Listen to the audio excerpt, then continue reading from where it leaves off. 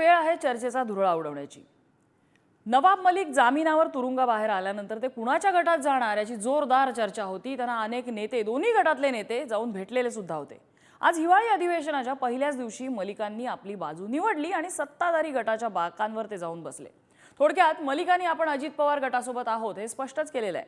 मात्र मलिकांची ही कृती विरोधकांना मात्र हाती टीकेसाठी चांगलं कोलीत देऊन गेलेली आहे। महाविकास आघाडीचं सरकार असताना मलिकांवर फडणवीसांनी आणि भाजपने केलेल्या आरोपांची आठवण करून देत आज विरोधकांनी भाजपवर हल्लाबोल केला। तेव्हा देशद्रोही आणि आता सत्तेतले सहकारी हे कसं काय चालतं असा प्रश्न विरोधकांनी विचारला, किंबहुना जाबच विचारला। त्यावर फडणवीसांनी विरोधकांना प्रतिप्रश्न करत उत्तर द्यायचा प्रयत्न केला। मात्र विरोधकांच्या मूळ प्रश्नाचं उत्तर काही केल्या मिळालेलं नाहीये। त्यामुळे त्याच वेळी आरोपांच्या तोफेसमोर असलेले मलिक आज भाजपच्या मांडीला मांडी लावून बसायला चालणार आहेत का? शिंदे गटाला भाजपची ही मलिकांसोबतची ॲडजस्टमेंट चालणार आहे का, की शिंदे गटाला इथेही ग्राह्य धरलं जाणार? मलिकांसोबत जवळीक साधताना भाजपची कोणती गणित आहेत? तेव्हाचे देशद्रोही ज्यांना म्हटलेलं होतं ते आता सत्ताधारी म्हणून कसे चालणार? हाच आहे आपला आजचा चर्चेचा विषय।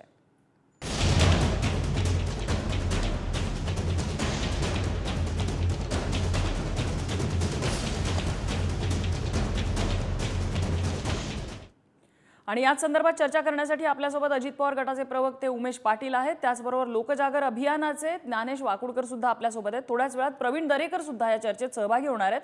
मात्र आज सभागृहामध्ये विरोधी पक्षनेते अंबादास दानवे यांनी काय प्रश्न विचारला आणि देवेंद्र फडणवीसांनी त्यावर काय प्रत्युत्तर दिलं आपण बघूया।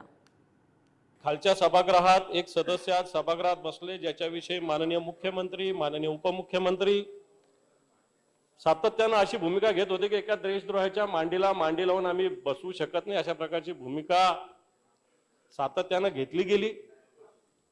काय गुन्हे होते, काय होते हे सगळं माहिती आहे। सभागृहात दुसरीकडे उल्लेख करताच येत नाही। काय बोलायचंय मला या विषयावर? नाही बोलायचं उद्या परवा बोलू नये असं थोडी आहे। नाही बोलू नये असं थोडी आहे। काय नाही, या विषयावर मी बोललेलो आहे। मला बंधन नाही लावू शकत तुम्ही नाही बंधन लावू शकत मला। तुम्ही काय लावायचं? मला सभापती बोलतील ना, तुम्ही काय झाला बंधन लावायचं? संक्षिप्तपणे घ्या विषय तुमचा काय मुद्दा? हा माझा मुद्दा आहे की एक सभासद विधानसभेचे सभागृहात सत्ताधारी पक्षाच्या बाकावर बसले, यांच्याविषयी माननीय मुख्यमंत्री उपमुख्यमंत्र्यांनी वारंवार जाहीर वक्तव्य केलेलं आहे की एका देशद्रोहाच्या मांडीला मांडी लावून आम्ही बसू शकत नाही। उघड दाऊद इब्राहिमची वेगळ्या पद्धतीने आर्थिक व्यवहार झाले, याच्याविषयी सुद्धा सरकारची भूमिका काय आहे हे आम्हाला माहिती पाहिजे, एवढंच माझं म्हणणं आहे। मला एका गोष्टीचं आश्चर्य वाटतं की ज्यांच्या नेत्यांनी ही भूमिका घेतली की प्रत्यक्ष व्यक्ती जेलमध्ये असताना देखील आम्ही मंत्रिपदावरून काढणार नाही, आम्ही मंत्रिपदावरून काढणार नाही, ते आता इथे भूमिका म्हणतात। आम्ही कोणाच्याही मांडीला मांडी लावून बसलो नाही। मी आणि मुख्यमंत्री एकमेकाच्या मांडीला मांडी लावून बसलो आहोत आणि आमच्या बाजूला अजितदादा मांडीला मांडी लावून बसले आहेत, त्यांच्या बाजूला भुजबळ साहेब बसले आहेत। त्यामुळे आमची काळजी करू नका। पहिल्यांदा तुम्हाला हे उत्तर द्यावं लागेल की देशद्रोहाचा आरोप झाल्यानंतर ते जेलमध्ये असताना तुम्ही त्यांना मंत्रिपदावरून का काढलं नाही याचं उत्तर आधी द्या, मग आम्हाला सवाल विचारा। आणि देवेंद्र फडणवीस यांनी यापूर्वी म्हणजे महाविकास आघाडीचं ज्यावेळेला सरकार होतं, ज्यावेळेला शिवसेनेत फूट नव्हती, राष्ट्रवादीत फूट नव्हती, एकत्रित 3 पक्षांचं सरकार होतं, त्यावेळेला नवाब मलिकांवरती आरोप करताना काय म्हटलेलं होतं आपण ते सुद्धा बघूया। कि आप नवाब मलिक जी 2003 में जब ये सौदा शुरू हुआ और 5 में समाप्त हुआ, आप मिनिस्टर थे। ये जरूर है कि अंतिम रजिस्ट्री हुई उससे थोड़े समय पहले आपको जस्टिस सावंत के रिपोर्ट में आपके ऊपर स्ट्रिक्चर्स आए, इसलिए अपना पद छोड़ना पड़ा। पर क्या आप जानते नहीं थे सलीम पटेल कौन है? और सबसे बड़ी बात, मुंबई के गुनहगारों से आपने जमीन क्यों खरीदी? मुंबई में बम विस्फोट करने वालों से आपने जमीन क्यों खरीदी? और ऐसी कौन सी बात थी जिसके कारण ये मुंबई के गुनहगारों ने एलबीएस रोड पर 3 एकड़ की जमीन आपको 20 लाख रुपए में दे दी? आपण ह्या प्रतिक्रिया ऐकलेल्या आहेत। म्हणजे फडणवीस तेव्हा काय म्हणालेले होते आणि आता ज्या वेळेला त्याचबद्दल त्यांना प्रश्न विचारला त्यावेळेला त्यांनी थेट उत्तर दिलेलं नाहीये। मात्र बगल मात्र काहीशी द्यायचा प्रयत्न त्यांच्या वक्तव्यातनं झालेला आहे.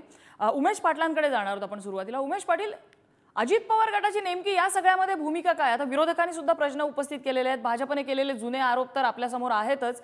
अजित पवार गटाची काय भूमिका आहे यामध्ये?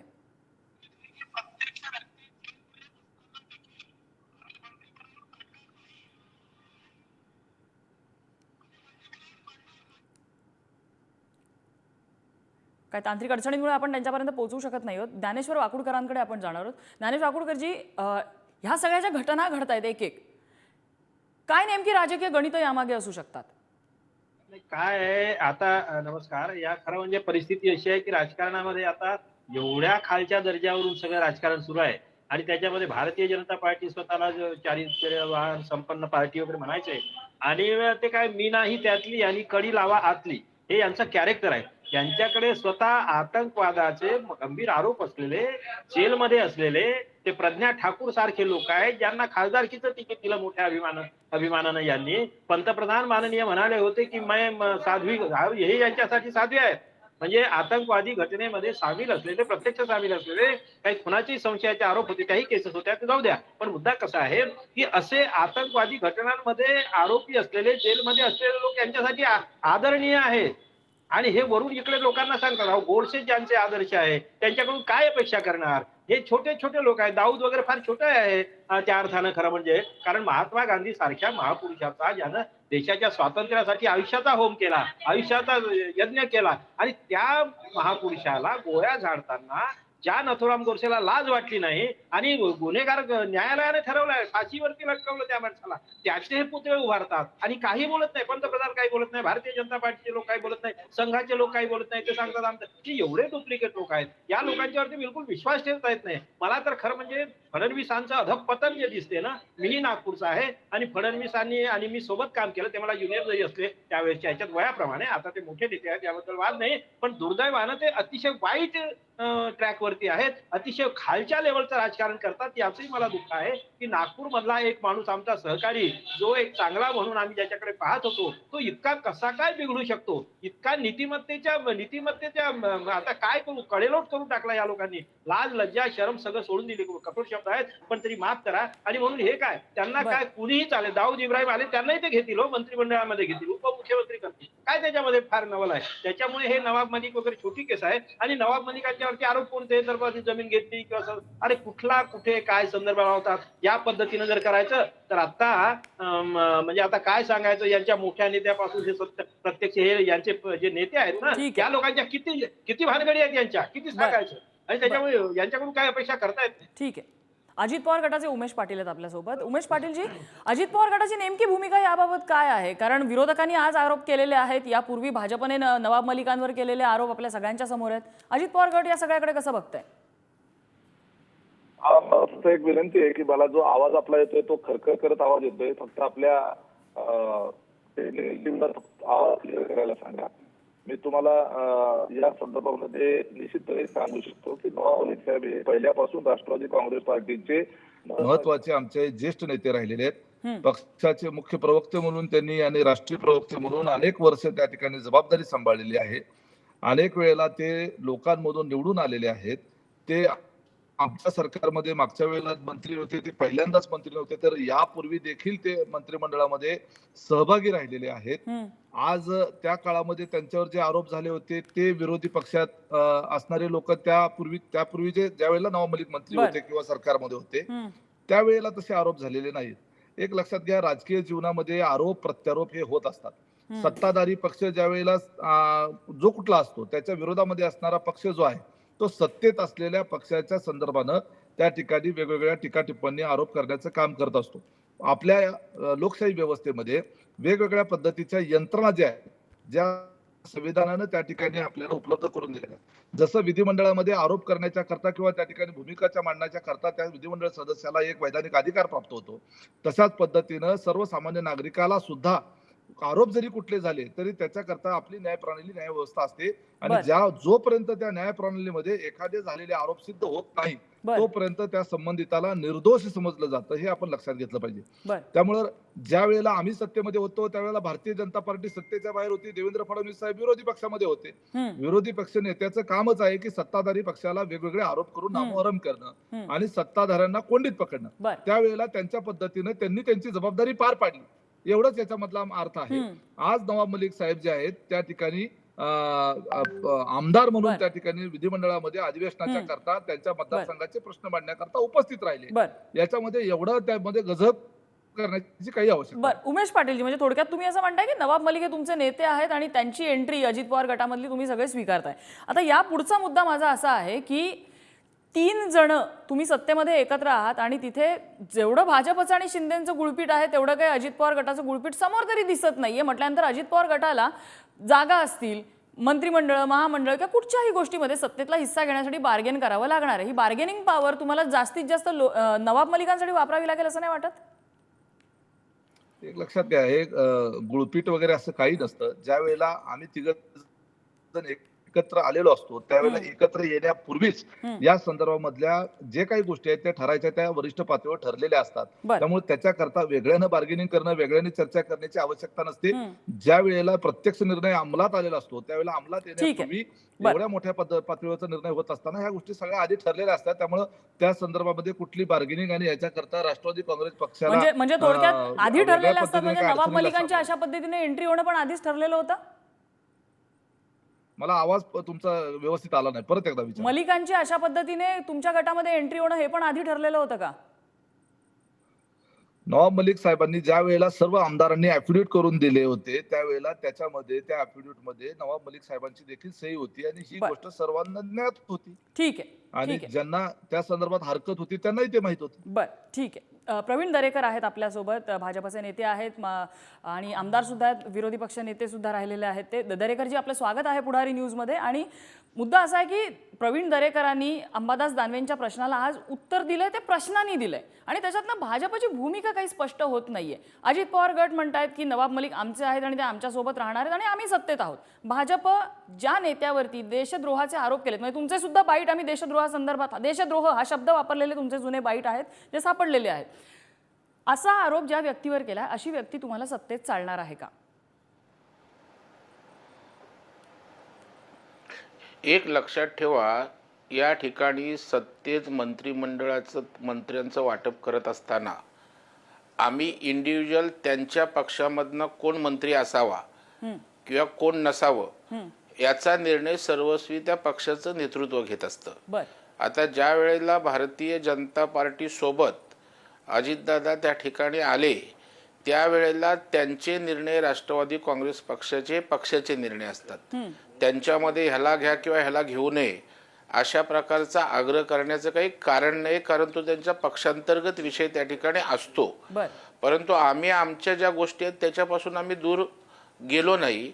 आम्ही त्या ठिकाणी आज राज्याचे गृहमंत्री उपमुख्यमंत्री देवेंद्र फडणवीस साहेबांनी त्या ठिकाणी उलट प्रतिप्रश्न केला की आम्हाला एक बोट दाखवत असताना आपण त्या ठिकाणी ते जेलमध्ये असताना केवळ आरोप नाही, तुम्हाला मंत्रिमंडळातून त्यांना काढावं अशा प्रकारची आम्ही मागणी केली.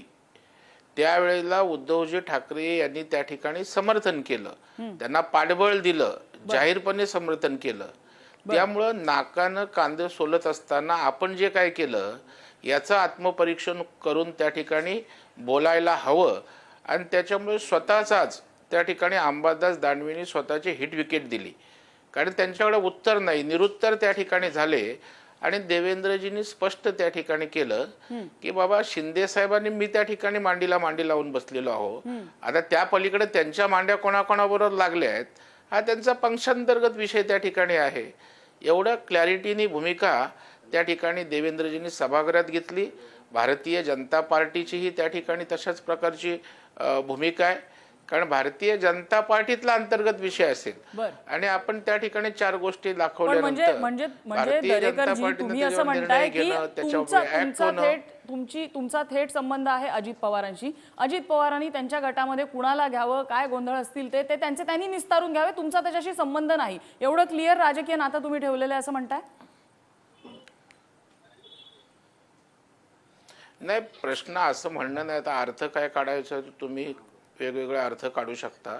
मी अगदी सरळसोट त्या ठिकाणी भूमिका मांडली की त्यांचा पक्ष आहे, त्यांचं नेतृत्व आहे आणि पक्षांतर्गत त्या ठिकाणी कोणाला घ्यावं घेऊ नये हा त्यांचा विषय आहे. मी नातं नाही किंवा असं काही नाही. आता अजितदादांना स्वीकारलं म्हणजे अजितदादांच्या सगळ्या त्या लोकांना आम्ही स्वीकारलं असा अर्थच त्याचा असतो. बर. तथापि तो अधिकार आमचा नाही आहे आणि मग त्यांच्याकडून जर त्या ठिकाणी आग्रह असेल, मागणी असेल तर त्याच्यासाठी कात्याकूट करून वैचारिक त्या ठिकाणी मंथन किंवा काय असं करण्याची आवश्यकता मला वाटत नाही. पण ज्या व्यक्तीवरती तुम्ही देशद्रोहाचे आरोप केले, देशद्रोह हा साधा आरोप नाहीये, अतिशय गंभीर आरोप आहे. देशद्रोहाचे आरोप तुम्ही ज्या व्यक्तीवरती करताय त्या व्यक्तीला तुम्ही आता फक्त त्यांचे नेते सत्तेतले साथीदार आहेत म्हणून स्वीकारायला तयार होताय. नाही, अजून एक बघा, ते काही मंत्री झाले नाहीत किंवा त्यांच्याकडे संविधानिक कुठली अजून त्या ठिकाणी जबाबदारी दिलेली नाही. किंबहुना आम्ही देशद्रोहाचा आरोप केला होता, तो चुकीचा होता, मागे घेतोय असंही काही वक्तव्य आम्ही त्या ठिकाणी केलेलं नाही. आता त्यांनी त्या पक्षाने समर्थन दिल्यानंतर आता त्यांच्यामध्ये ते आज त्या गटामध्ये बसलेले आहेत, त्यांनी ॲफिडेव्हिट दिलेलं आहे. आता त्याच्यामुळं आपण देशद्रोहाच्या आरोपाला स्वीकारलंय, ते सोबत आलेत असं काही त्याच्यासाठी हे करण्याची आवश्यकता नाही आहे.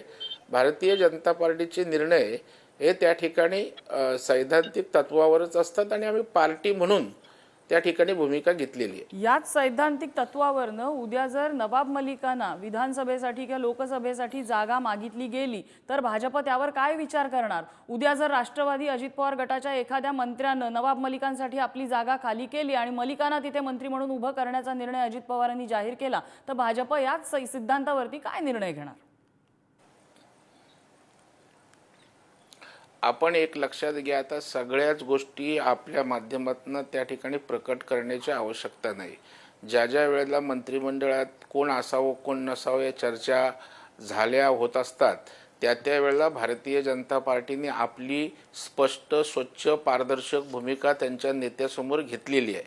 तथापि शेवटी त्यांच्या पक्षामध्ये त्यांच्या काही नेत्यांची आवश्यकता असेल, त्यांना जबाबदारी देणं त्यांना क्रमप्राप्त असेल किंवा त्यांचा आग्रह असेल तर भारतीय जनता पार्टी आम्ही एकोप्यानं लढत असताना त्यांच्याशी या विषयावरनं मतांतर करणं हे त्या ठिकाणी भविष्यातल्या वाटचालीसाठी आमच्यासाठी योग्य नव्हतं. आता उद्या नवाब मलिकांना विधानसभा लोकसभा लढवायची असेल आणि जर अजितदादांनी किंवा त्यांच्या पक्षाने त्या ठिकाणी त्यांचं नाव दिलं तर त्या ठिकाणी आमचे वरिष्ठ नेते ते विचार करतील. परंतु शेवटी आम्हाला एकत्रित राहायचं असल्या कारणानं त्या पक्षाची भूमिका, त्या पक्षाचा निर्णय हा आम्ही त्या ठिकाणी समजून घेऊ किंवा त्याच्याशी आम्ही जुळवून घेऊ. म्हणजे सत्तेत राहण्यासाठी तुम्ही या गोष्टीपर्यंत जुळवून घ्यायला तयार आहात? शिंदे गट राजी असेल का या सगळ्याला? कारण अनेक गोष्टींवर ज्या आक्षेप घेतले होते त्यामध्ये याही मुद्द्यावर बोट ठेवलं होतं त्यांनी.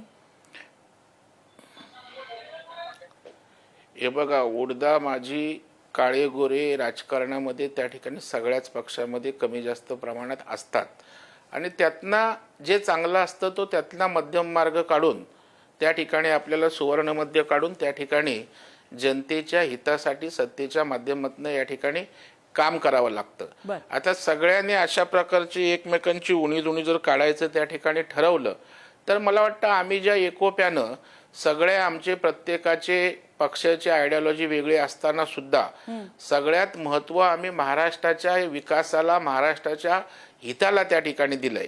आणि त्याच्यामुळं अशा प्रकारे जेव्हा कोएलिशनचं गव्हर्नमेंट असतं, जेव्हा महायुतीचं असेल, महाआघाड्यांचं असेल, आपण बघाल की ज्या वेळेला महाविकास आघाडीची युती होती त्यावेळेला शिवसेनेसारखा पक्ष, टोकाची विचारधारा वेगळी, त्यावेळेला काँग्रेस बरोबर मांडीला मांडी लावून बसलं. तिन्ही पक्षांचे वेगवेगळ्या प्रकारच्या विचारधारा असताना त्यांनी सत्ता त्या ठिकाणी चालवली. आता आम्ही फार एकमेकांच्या आयडियोलॉजीशी सरमिसळ न करता राज्यातील प्रत्येकाचा अजेंडा पक्षाचा वेगळा असू शकेल, प्रत्येकाची विचारधारा वेगळी असू शकेल, परंतु एक कॉमन अजेंडा महाराष्ट्राच्या विकासाचा, महाराष्ट्राच्या हिताचा घेऊन आम्ही चाललोय. आणि त्याच्यामुळे मला वाटतं जेवढं सामंजस्यपणाचं, समन्वयाचं राजकारण करत पुढे जाता येईल अशा प्रकारची भूमिका देवेंद्रजी फडणवीस साहेबांची असल्या कारणानंच ही महायुतीची मोठ त्या ठिकाणी बांधली गेले. बरं, ठीक आहे. माझी खरं तर वेळ संपत आलेली आहे, मात्र वाकुडकरजींना काही मुद्दा मांडायचा होता. वाकुडकरजी थोडक्यात. मला मॅडम अतिशय संताप येतो या लोकांच्या भूमिका ऐकून. म्हणजे सत्ता चालवण्यासाठी कुठल्याही स्तरावर जाणार. आणि दुसरी गोष्ट अशी की विरोधी पक्षामध्ये आहे म्हणजे मग तुम्हाला कुणाचंही चारित्र्य हनन करण्याचा अधिकार कोणी दिलेला आहे? या लोकांना लाजा वाटत नाही? काही भूमिका मांडतात, हे मांडीला मांडी लावण्याचा अर्थ हे वेगळ्या पद्धतीने समजून सांगतात. का लोकांना मूर्ख समजतात? लोकांना काय अकला नाही? तुम्ही सत्तेसाठी काही कराल, शेण खाल, कशी भूमिका बदलाल आणि मग तुम्हाला नाहीतर मग तुम्ही नवाब मलिक असतील की नसतील मला माहित नाही, ते देशद्रोही आहेत की नाही माहित नाही, तो काही माझा निर्णय नाही किंवा माझा अधिकार नाही. पण मग फडणवीसांनी माफी मागावी का? म्हणून एका तुम्ही लोकप्रतिनिधीचं चारित्र्य हनन केलं जाहीरपणे? का त्या पक्षानं चारित्र्य हनन करावं कुणाचंही? आणि अशा पद्धतीने तुम्हाला वाटेल त्याला चोर म्हणाल, तुम्हाला वाटेल त्याला बलात्कारी म्हणाल, हे काय हे कुठल्या प्रकारचं आहे? ठीक आहे, अशा मुद्दा लोकांना लक्षात आला. लोकांनी धडा दरेकरजी शिकवला पाहिजे. मुद्दा लक्षात आला. दरेकरजी अगदी लोकशाहीला थोडक्यात काळीमा आहे, यावरती आपली माणुसकीला comment. काळीमा आहे. अगदी थोडक्यात यावर नाही, मला वाटतं उगाच कारण नसताना त्या ठिकाणी आगपाकड करायची, ओरडाओरड करायची, काय मोठं ओरडाओरड वैचारिक नाही, सत्य सद्दाम आहे. सांगणारी काय बोलता कुणाच्या त्या ठिकाणी एक चार देवाच्या गोष्टी नावावरती, विकासाच्या देवाच्या नावावरती. सत्य कशाला लोकशाहीच्या ओरडू नका आता, नावावरती. शांत बसा. शांत शांत बसा, बसा. तुम्ही तुम्हाला काही काय बोला. अथॉरिटी दिली नाही प्रबोधन करायची? तुम्हाला आम्ही authority सांगतोय नाही, कुणाला प्रबोधन- तुम्ही अहो, कुठली तुम्ही विकासाची प्रबोधनाच्या चार कामं नावाखाली केली? लोकांना बनवता. कुणाच्या कामाला आलात? तुम्ही- 4 पुस्तकं वाचून प्रबोधन करायचे आणि दुसऱ्यावर वैचारिकतेच्या गोष्टी करायच्या.